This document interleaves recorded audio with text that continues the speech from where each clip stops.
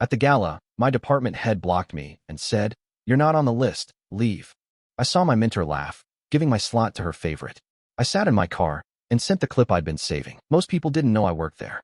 Not really. They knew the lab, of course. Dr. Hannigan's lab was famous in our field. It occupied the top floor of the North Tower, with sleek glass walls and soft motion sensor lights. Visiting scholars called it the Ivory Tower, without a trace of irony. But me? I was just one of the quiet ones in the back. A postdoc who'd stayed too long. My name's Oliver. I'm 34. I moved to Cambridge, Massachusetts 8 years ago for the job I thought would launch my academic career. Back then, I was naive enough to believe that hard work and good data would be enough. Dr. Hannigan used to call me steady. It sounded like praise, but it wasn't. I remember the first time she showed Felicity one of my heat map models and said, "Oliver's algorithms are a little primitive, but at least they're consistent." That was the game. Credit me without crediting me. Say my name just long enough to claim my work, then replace it with someone more polished. Felicity arrived 3 years after me. She was everything I wasn't: charismatic, photogenic, always just late enough to look important. The kind of person who knew how to lean just slightly forward during a panel discussion and catch a camera flash. I don't think she meant to step on me, but she never once hesitated. She made headlines for papers I wrote half of, shared podiums I never got invited to. There was one time, I'll never forget it. She gave a TEDx talk using my slides.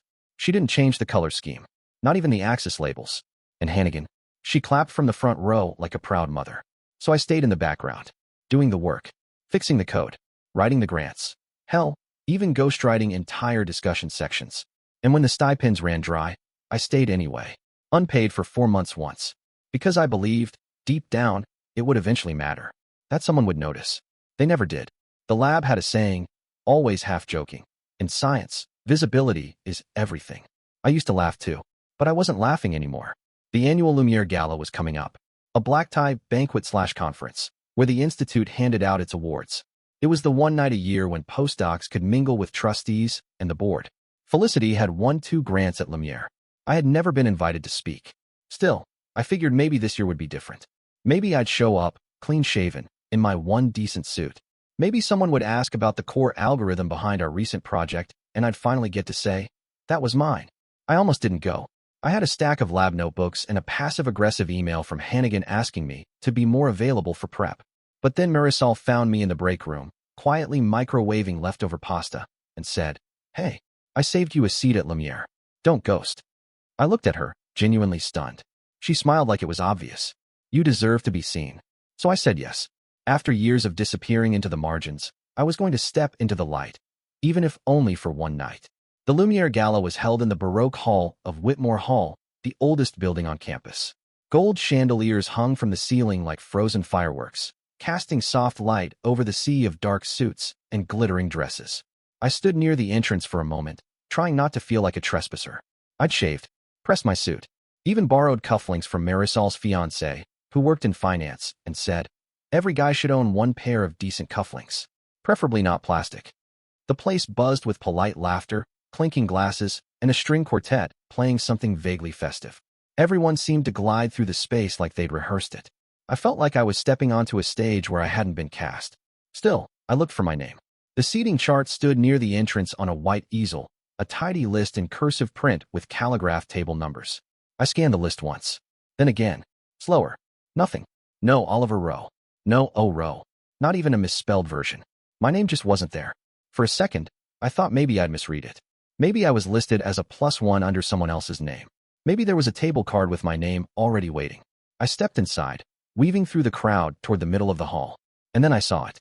There was table 6, the one where postdocs usually sat, the one Marisol had said she reserved for the ones who actually do the work. She was there, standing at the edge, tense. Her eyes scanned the room, and when they landed on me, her face changed, like she'd seen something wrong but didn't know how to fix it.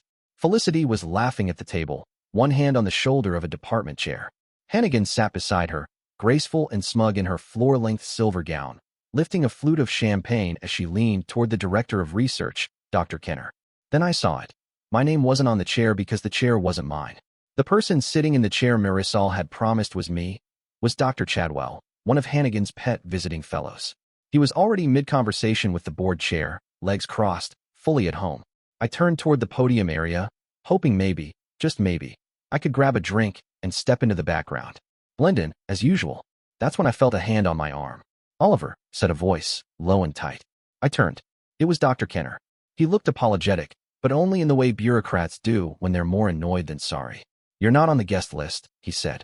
"Best if you leave quietly." I blinked. Marisol saved me." He shook his head. "Please don't make a scene." Behind him, Felicity was still laughing. Hannigan raised her glass and clinked it gently against her protégé's. Marisol looked like she might scream. I didn't say another word. I turned, walked out through the same door I'd entered, and stepped into the cold night. The champagne I'd grabbed on the way in was still in my hand, unopened. I stood outside under the white marquee, the glass still chilled in my palm, and realized this wasn't a clerical error.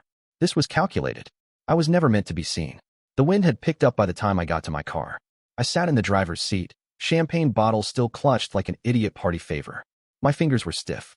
Not from the cold, though it was freezing, but from the way I was holding back the urge to scream. Instead, I breathed. In. Out. Then I opened my laptop. I hadn't always planned to burn it down. I really hadn't.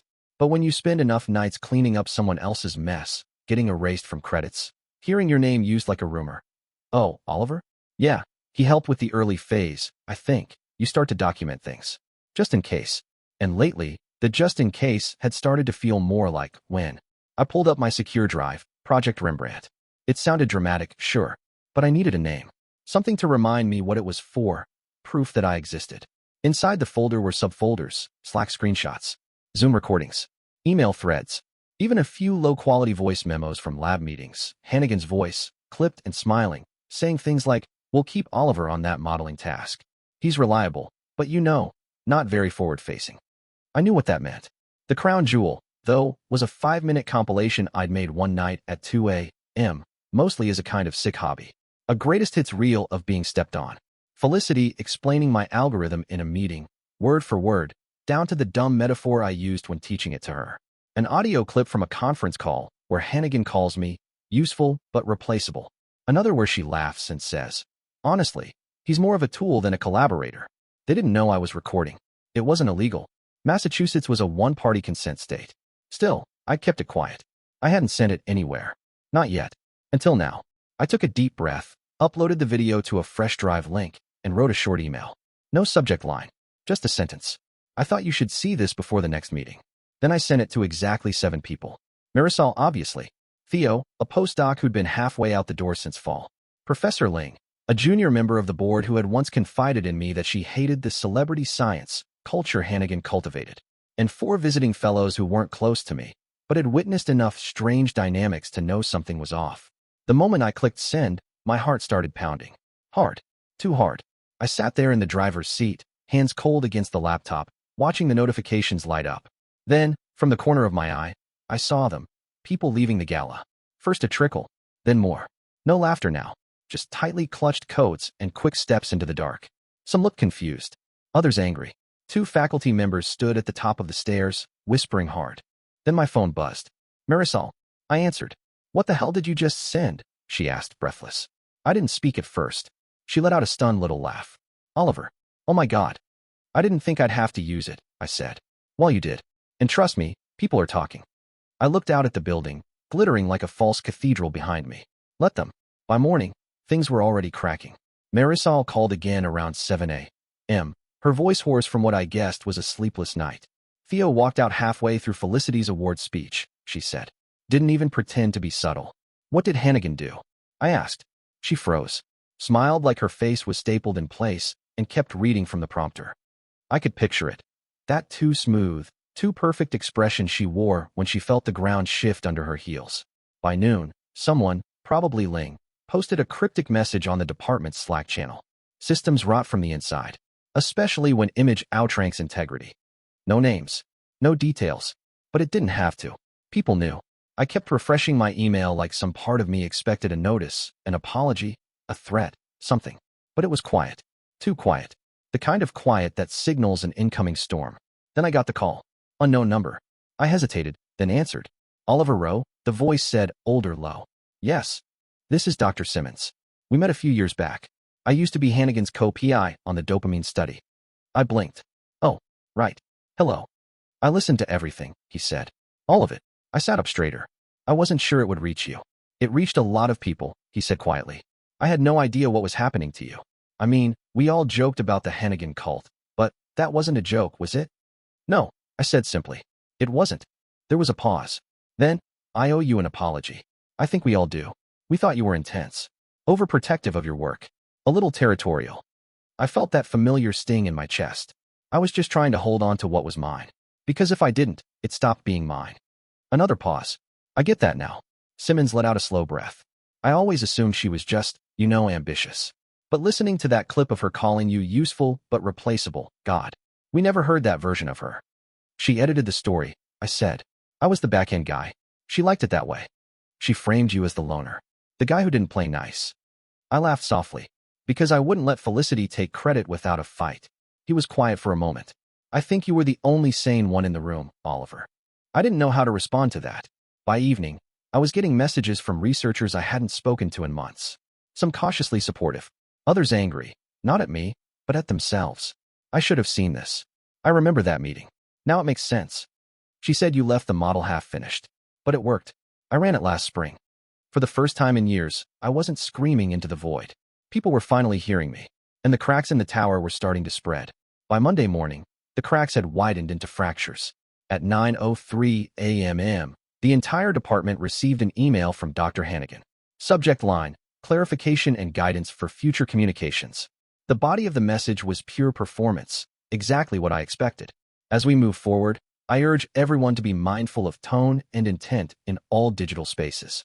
Misunderstandings can happen, especially when snippets are taken out of context. Let's focus on unity and professionalism. No mention of me. No mention of Felicity. Just a carefully crafted blanket of corporate fog, meant to smother the fire without ever acknowledging it was burning. She was scared. I could feel it in every word. And it wasn't working. At 10:41, I got a message from an unknown number. It was short. If I had known I was delivering your talk slides, I never would have done it. I'm sorry.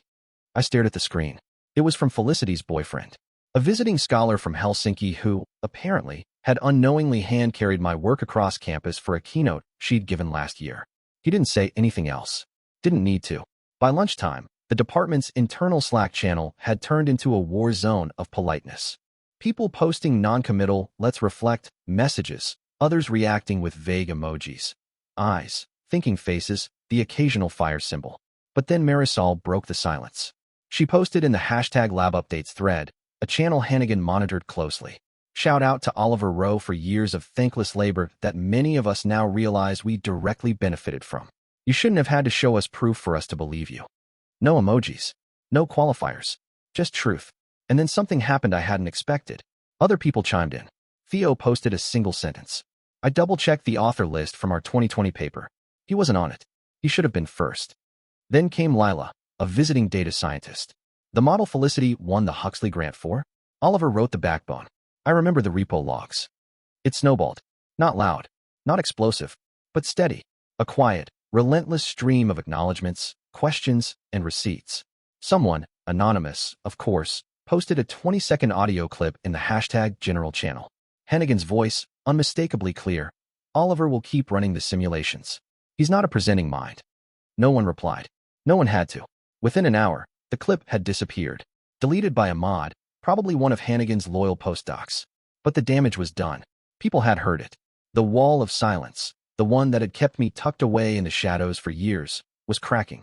Not because of a dramatic showdown, not because I shouted the loudest, but because the evidence was undeniable. The receipts had weight. And for once, I wasn't the only one carrying them. I didn't write anything in the thread. I didn't have to. My inbox was already filling up with quiet thank yous and forwarded copies of emails I'd never seen. Threads where I was conveniently left out. Meetings I'd supposedly been too unavailable to attend. The illusion Hannigan built, that she and Felicity were the engines of the lab, and I was just the loyal grease monkey, was starting to collapse under its own weight. And no matter how many polished memos she sent, she couldn't stop what was happening. The silence was breaking, and not in her favor.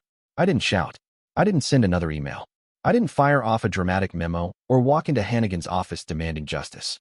Instead, I opened a spreadsheet. I had always kept track of my time. Years of unpaid labor will do that to a person. But this document was different. This one was called Quiet Workload, Ghosted and Gifted. Column A, Task. Column B, Recipient. Column C, Date. Column D, Value, estimated hours, or dollars. Column E, reclaim action. That last column had been empty until now. The first thing I did was pull back the grant support I'd funneled, quietly, discreetly, into Dr. Hannigan's conference fund. It was small but strategic. I'd helped match a donor last year by filing the administrative paperwork under my own name, then allowing her to bundle it with her grant pool to meet a funding tier. She'd thank me with a 3-word email and a CC to Felicity. I contacted the fund's manager and submitted a retroactive correction. Turns out they'd never properly filed the co-sponsorship attribution. The donor was surprised but understanding. The correction was processed in a day. The matching grant vanished. Next was the white paper. 2 months earlier, I had drafted a full policy analysis on machine learning transparency for an upcoming journal series, meant to be published under Felicity's name. She'd asked me to polish it, but by the time I was done, it was a completely original piece. I sent an email to the journal editor. I am retracting my contribution to this article due to misattributed authorship. Please consider this notice formal. 10 minutes later, I received a reply. Thank you for the clarification. We'll be reviewing the submission accordingly. No drama, just paper trails. Then came the big one. 2 years ago, Felicity had asked me for help covering travel expenses to an ethics summit in Zurich. She was between fellowships, and it would mean so much. I didn't want her to miss it. Back then, I was still hoping we could coexist, so I floated her the money on one condition. She signed a short promissory note. Nothing formal, just a Google Doc that said, loan of $2,000 to be repaid within 12 months. For research purposes only. She never paid me back. I emailed her a scanned copy of the note, CCNG the department's financial officer. This amount has been outstanding since January 2023. I am formally requesting repayment or acknowledgement of debt within 10 business days. She didn't respond, so I sent the document to legal. And then I waited. The effect was like pulling pins from a carefully stitched costume. The dress still looked fine at first, but seams started popping. The grant Hannigan had applied for, one she mentioned casually at faculty tea, was flagged. Apparently, without my co-sponsorship, her numbers no longer hit the minimum for institutional cost sharing. The application was pulled from review. Then the white paper was returned. No explanation, just a terse note from the editor. Authorship clarity required before consideration. And finally, the rumors. Not the kind whispered in hallways, but the kind that showed up in calendar cancellations. Lunch with development officer became rescheduled indefinitely. Keynote prep with media team disappeared. I wasn't at war. I was withdrawing. Quietly. Precisely. I had been the silent scaffolding behind their image for too long. Now I was letting it fall. And the building? It didn't stand quite so tall anymore. It was a Wednesday. Rain tapped steadily against my office window. The lab was nearly empty. Most people were either working from home or doing what researchers do best in a scandal, disappearing behind vague out-of-office replies. I was reviewing grant compliance forms when I heard the knock. It wasn't Marisol or Theo. They always texted first. This knock was slow, uncertain, almost reluctant. I opened the door and stared. Dr. Kell. He looked older than I remembered. His once pristine beard was now shot through with gray, and his coat hung awkwardly on him, like he'd lost weight but hadn't noticed. Oliver, he said, shifting his leather satchel higher on his shoulder. I hadn't seen him in years. He used to be my mentor's mentor. He was the one who introduced me to Hannigan, the one who vouched for her when I applied to the lab, the one who told me, fondly, encouragingly, she's tough, but she gets results. Do you have a minute? He asked. I stepped aside. He sat down gingerly across from me, looked around the small space, my whiteboard filled with half-erased equations, the cracked keyboard, the leftover tea bags. He looked uncomfortable, like the ghosts in the room had beat him here. I saw the video, he said finally. All of it. I nodded. Everyone has, I think. He rubbed the back of his neck. I should have said something. Years ago. I didn't reply. He cleared his throat. There was a moment, I don't know if you remember it, at the Neuromapping Symposium in Seattle.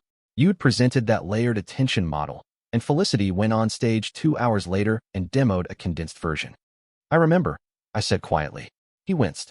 You looked so confused in the front row. I thought maybe you were overreacting. I told myself it was just academic overlap, that maybe you'd collaborated more closely than I realized. You weren't the only one who thought that. He looked down. I watched that clip of Hannigan saying you were useful but replaceable, and I felt sick, because I realized I had seen that version of her. Not on tape, in real life, in meetings, but I didn't name it. I exhaled slowly. You don't have to apologize. You weren't the one who erased me. No, he said, but I didn't stop it either, and that makes me part of it. Silence. Then he said something I didn't expect. His voice was smaller now. I always thought you were intense. maybe too sensitive. But watching all this unfold, I think maybe you were the only sane one. The only one who didn't mistake performance for substance. I nodded, not out of agreement, just acknowledgement. He stood, slowly. I don't expect forgiveness. I just wanted to say I see it now. All of it. At the door, he paused. Look back. I hope you don't stay invisible, he said. I met his eyes. Silence doesn't absolve, I said. It enables. He nodded once. That's fair. And then he left, pulling the door shut behind him like a man who knew it might never open again. The op-ed dropped in the second week of January. It appeared in Science Sphere Weekly, a newsletter favored by people who like to think of themselves as both edgy and establishment. The title was Vintage Hannigan. Mob Morality, when groupthink threatens scientific integrity. I knew it was about me before I even clicked. She didn't name names, of course. She never did. But the subtext wasn't subtle. She warned of narrative manipulation by aggrieved contributors, lamented the rise of internal smear campaigns from those too fragile to accept collaborative hierarchy, and cautioned against letting personal grudges shape institutional memory. It was word salad dressed up as thought leadership. And I didn't respond. Not with a rebuttal, not with a tweet, not with a whisper. Because I didn't need to. Other people were speaking now. Marisol started a blog. Nothing flashy, just a clean, white page with a single post titled, Who Did the Work? It was a timeline. Dry, factual, heavily sourced. April 2022, preliminary simulations coded by Oliver Rowe. May 2022, model handoff to Felicity for final visuals. June 2022, conference abstract submitted under Felicity's name, with Oliver unlisted. July 2022, acknowledgement in footnote. No authorship. She linked every citation, every Slack export. Each post ended with one line. Draw your own conclusions. Within days, it had traction. Then someone else, a junior data scientist named Keisha, shared screenshots of Hannigan warning the team not to oversight internal drafts from Oliver in a publication thread. She captioned it, in case anyone still thinks this was just a misunderstanding. It spread, and with it came more stories. Quiet, steady, unstoppable. People who had interned in the lab. People who had applied and were told, we're not looking for independent thinkers. Researchers who admitted they never questioned Felicity's authorship because, well, she presented it, didn't she? I watched from the sidelines, inbox overflowing. Some emails were long, emotional, apologetic. Others were clipped. You were right. I'm sorry. Thank you for speaking up. I wish I had asked more questions. It wasn't just validation. It was reclamation. And for the first time in years, I didn't feel the need to explain myself. I let the facts breathe. I let the silence hang where it used to suffocate. I let the weight of their words replace the ache of my own. Dr. Hannigan kept posting. Defensive essays, vague LinkedIn musings about resilience, even a half-hearted quote in Nature Pulse about how science must resist the pull of drama. But no one was quoting her anymore. They were quoting the people who used to be invisible. The ones who were finally visible now. Not because they shouted, but because the truth had arrived, and it didn't need a microphone. It just needed oxygen. The first meeting of the collective was in the basement of a co-working space downtown. Nothing fancy. The lights flickered, the heat was uneven, and someone had spilled coffee on the only dry erase board. Still, it was ours. We called it OpenSTEM. It wasn't a protest group, and it wasn't a lab. It was something in between, a research collective focused on ethical authorship, open data, and building the kind of structures we used to wish existed. It started with 4 of us, me, Marisol, Theo, and Dr. Ling, who quietly stepped back from the department board and into our corner of the world without fanfare. By the end of the month, we had 10 contributors, 3 more by March.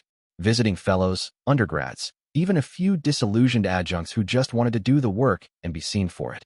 We pooled our datasets, wrote together, credited everything, every time. Our first preprint, on attribution chains and neuromodeling, listed 12 authors. Everyone who touched the project. Everyone who showed up. I didn't even put my name first. And it felt clean. Not pure, not perfect. Just clean. Like we'd finally shaken off the performance layer and found the research again underneath. Our first symposium came in April. We held it in the community tech hub across from the old MIT bookstore. Folding chairs. Projector. Coffee from a local shop that Marisol bribed with free consultation on their data system. Over 80 people showed up.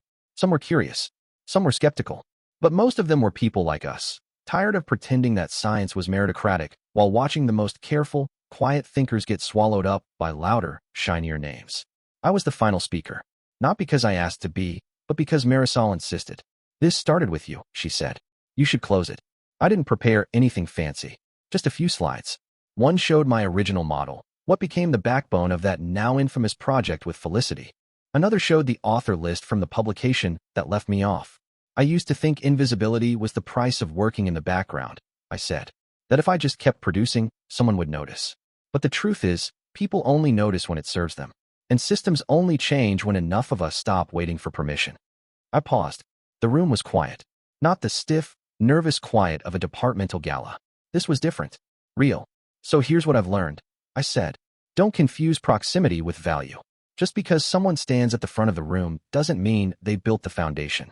And just because someone isn't speaking doesn't mean they don't know the truth. I clicked to the final slide. It was blank. Just the words. Sometimes, the ones they ignore are the ones doing the real work. The room stood. Not out of pity. Not because they were supposed to. But because they felt it. I stepped off the podium and didn't feel small. I didn't feel invisible. For the first time in a decade, I felt whole. This wasn't revenge. This was release. And that was enough.